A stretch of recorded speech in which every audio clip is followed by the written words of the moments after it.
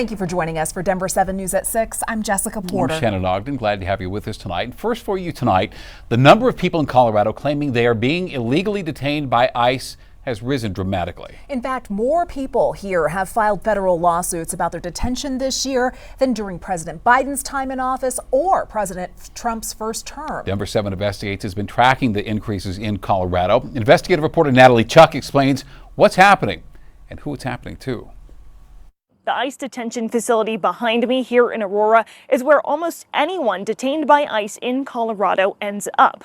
But for the first time in decades, many of the people inside are not getting the chance to ask a judge for a way out. Now we are sitting down and listening to one man who lived through it and managed to come out the other side of those doors. That was almost 20 years ago. 20 years is a long time, long enough that you might forget some or all of the details. What do you remember about coming here? I do not remember anything really. Manuel is talking about when he came to America, crossing the border with his family at around 3 years old. I am from Mexico, but I feel more American in a way. I've lived here my entire life. I went to school here. I have all my friends here. My family's here. We are hiding his face and only using part of his name because he's scared. In fact, he's been scared for nearly a year now. I had heard talks, I had seen it on the news where people are being picked up from courtrooms on their way to court, leaving court. It was a dog bite case that brought Manuel to the El Paso County Courthouse back in September. He doesn't have any other criminal record besides some traffic violations. He says his family dog got out and, after a chase around the block, bit a neighbor who was trying to help. Manuel was given a ticket, the dog was put down, and he showed up for his court date. I was hoping for the best. Hopefully nothing would happen, and obviously that was not the case. It was leaving that courthouse just a few minutes down the road from here when Manuel says he noticed two unmarked cars following him.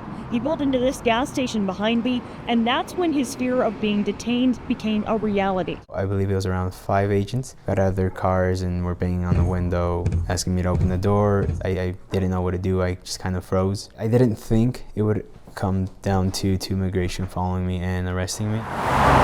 Manuel wound up here, detained at the ICE Geo facility in Aurora for 7 weeks. Initially, he was denied a bond hearing, told repeatedly by attorneys that he did not have much of a case, but he kept looking. In my mind, it was, if worst comes to worst and I am taken out of the country, at least I go without that doubt of what could have happened if I would have kept looking. Eventually, he found a lawyer and learned 2 little words. Habeas corpus. Habeas corpus. Habeas corpus is really like a lifesaver, lifeline.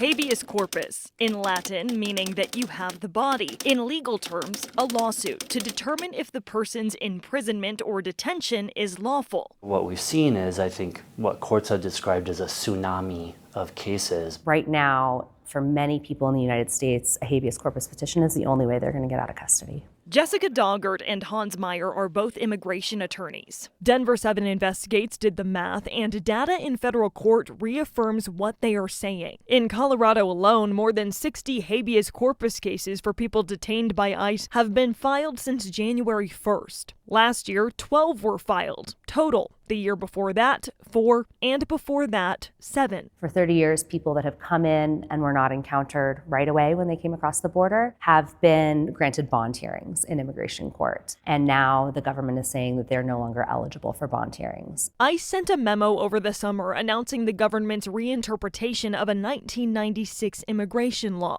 Before, denying bond was typically reserved for people who recently crossed the border illegally or committed certain serious crimes. In a statement to us, Tricia McLaughlin, the Assistant Secretary for the Department of Homeland Security, says in part, President Trump and Secretary Noem are now enforcing this law as it was actually written to keep America safe. The statement continues, saying ICE has the law and the facts on its side. But the fact is, people in detention are succeeding. I think the response is in the numbers. We've won over 200 cases across the country saying that a lot of these policies are not lawful. The University of Iowa is tracking these cases nationwide. According to them, people detained by ICE have won more than 280 cases this year. How many have they lost? 20. I think the message it's sending to the government is it's taking ridiculous positions in the law. What is your response to people who say, well, this is what people voted for during the presidential election? It might be what some people voted for. I don't think that this is what most of the country might have voted for.